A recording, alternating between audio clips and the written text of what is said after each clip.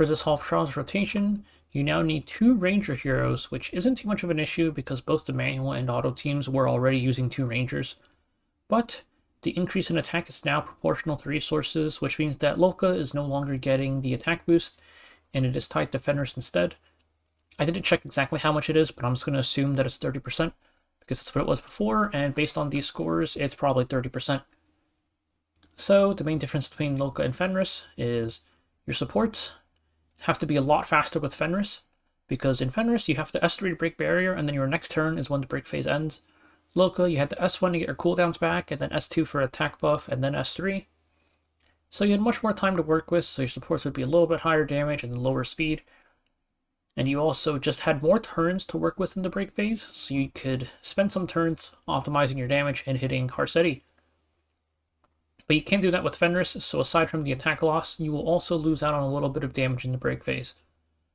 And then also another change is Elena's buffs made her pretty good for tanking Harsetti, because her EE now cleanses on her S2.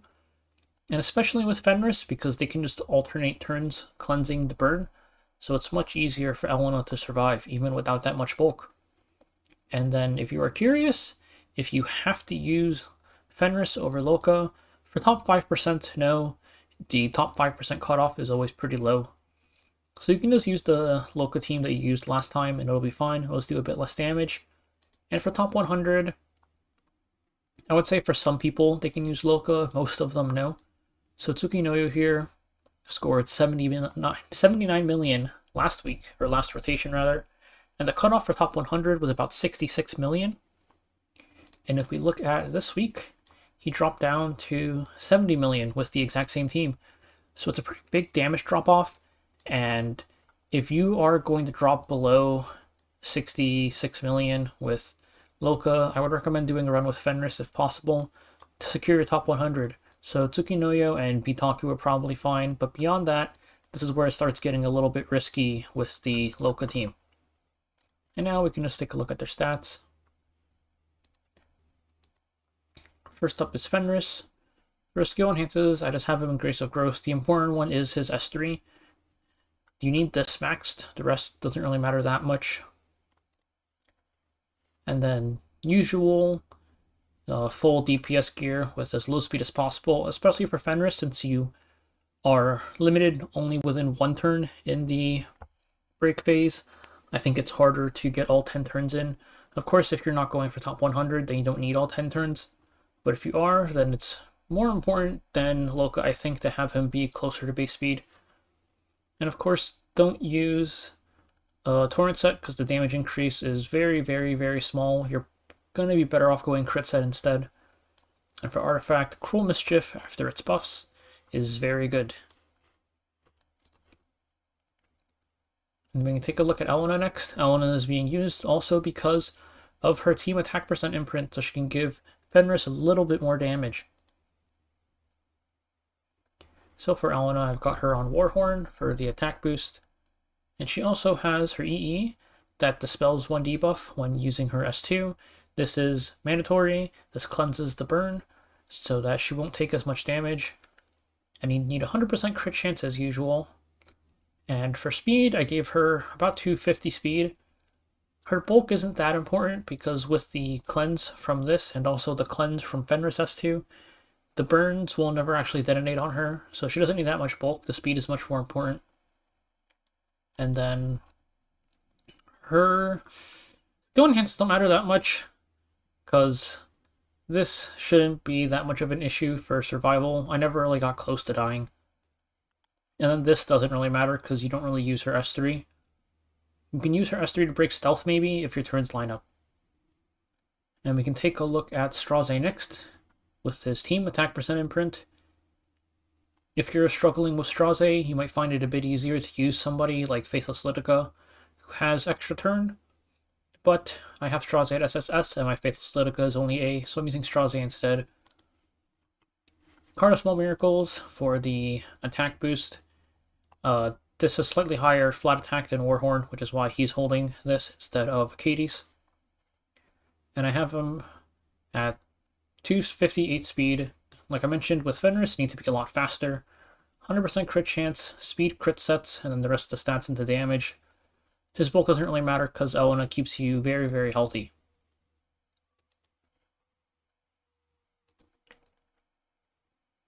And then we've got Nahkwol. I have her on Bloodstone because Elena's healing is all tied to her S2. So a little bit of extra sustain is nice. If you want, you could give Nahkwol Renewed Will or something. Give Warhorn to Straze, and then give Elena something like Touch of Rekos or Celestine. Just to... because you need one sustain artifact probably, but Renewed Will be a little bit more attack boost, but I don't like dealing with the CR push RNG, so I'm using Bloodstone on her instead. And you want her very, very fast. She's got extra turn on her S3. You definitely want the -1 turn here. And then her S2 also gives her speed buff, so she'll be taking a lot of turns. And she's pretty much your main stacker in the break phase. Straze with his S1 20% CR push also helps a lot. That's why we have her very, very fast. It's just speed and crit sets, and any excess stats can go into damage, with 100% crit chance being mandatory. So that is it for the team stats, and now we can take a look at the run. At the start of the fight, Harsetti is going to open with S3, and this is going to proc Elena's S2, but it won't proc Fenris S2. And this is going to desync their turns so that they will alternate turns, cleansing the burn debuff from Elena. This pretty much automatically syncs itself if you have Elena at about 250 speed. And this is what makes it so easy for Elena to survive. But like I mentioned, Fenris, the main thing that's hard for him is tuning so that you have enough time to get all 10 turns in during the break phase, which is only mandatory if you're going for top 100, of course. There's a couple adjustments you can make to help change your CR positioning. Like Straze, you can use his S2 instead of his S1 to avoid the 20% CR push. You can use Fenris S3 instead of S1 so he doesn't get speed buff. And then for Nahkwol, you can use S2 instead of S1 to get speed buff and change your turn orders a bit. And this is all during the phase leading up to the break phase, of course, because your cooldowns don't really matter too much in there. So now we get into the barrier phase. Our two strip barriers are Straze and Nahkwol. Straze S2 here for the strip. If you use Straze S2 for tuning, you do want to make sure that's available to strip the barrier. And now we Nahkwol S3. And you have the option of using S2 here as well for the speed buff if you want to.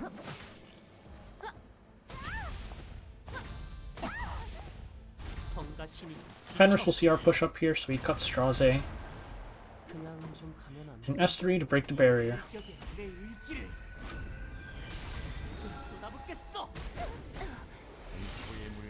So here we've got to get 10 hits in with crits. So you're going to try to mostly hit the add as much as you can. Nahkwol S2 for speed buff. Now Straze is going to S3 to dispel the stealth.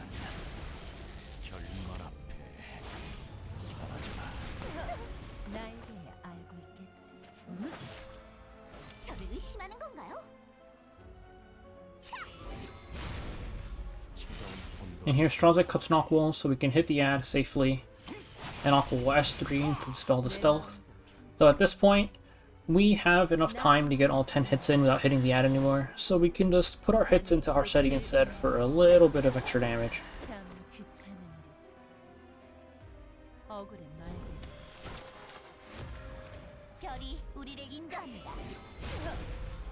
So we did get one extra hit in, since Fenris hit max stacks when Elena went, and we S3 and we end the first break phase.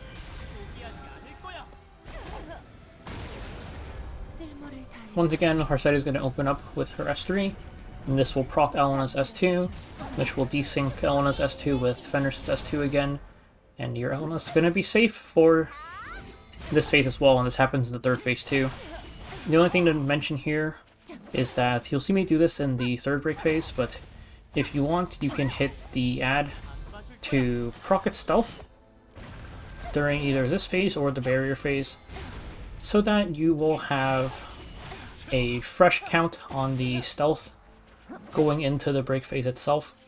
And Fenris S2 will dispel the stealth when Harsetti S1s right before you end the barrier phase, so it's fine if you hit it with like your final hit before Fenris goes, since he will just dispel the stealth for you.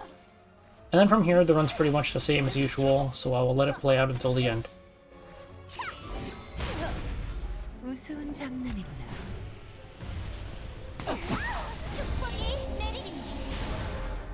공포에 물들 시간이다. 내 마음도 편치 않아. 이제는 후회가 난다.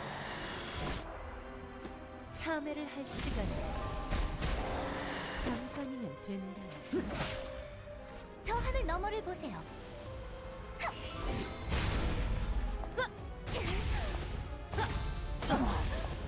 만만도 대가야. 쉽게 되는 일이 없는 인사된 화살 퇴치. 전부 꿰뚫을 때까지. 빈혈의 시간이 다가오는구나. 나에 대해 알고 있겠지. 자네의 업보일 저를 의심하는 건가요? 절망을 받아들여라. 그 어떤 운명도 이 검을 피할 순 없다. 내 마음도 편치 않네. 별의 자녀들은 구원받을 거예요. 잠깐이면 된다네. 이건 어떤가? 차가운 혼돈을 선사하지. 별이 우리를 인도합니다. 참 귀찮은 자네의 마지막 모습은 내 오래도록 간직하지.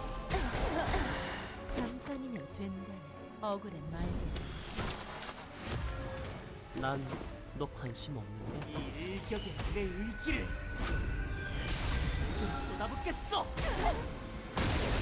어리석은 선택의 마음은 이토록 무섭다.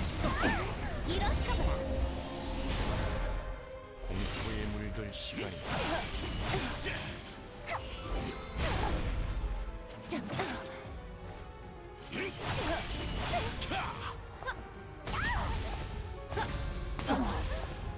성가신이 비켜!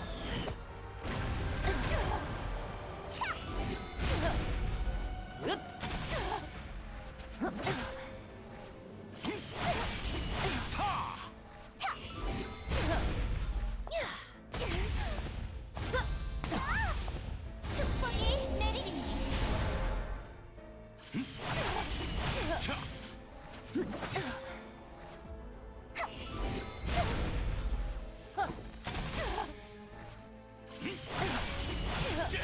슬슬 사라져 주겠네.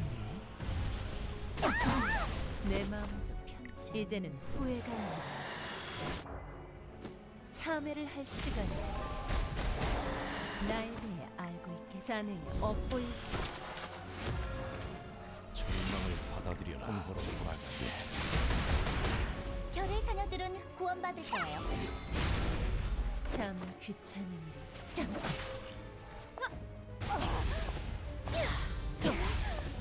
안 봐줄 거야! 구원의 빛이요. 그냥 좀 가면 안 되나? 마지막 한 발까지! 포기하지 않을 거야! 저를 의심하는 건가? 내 마음도 편치 않아. 억울해 말게. 빈혈의 시간이 다가오는군. 잠깐이면 된다. 나를 만났다는 거. 자네의 끝을 응원하지. 나에 대해 알고 있겠지. 이건 어떤가? 저 하늘 너머를 보세요. 공포에 물들 시간이다. 저를 의심하는 건가요? 내 마음도 편치 않아. 절망을 받아들여라. 쉽게 되는 일이 없네. 이 작은 화살 퇴치. 전부 꿰뚫을 때까지! 재미있구나. 그 덧없는 빨간.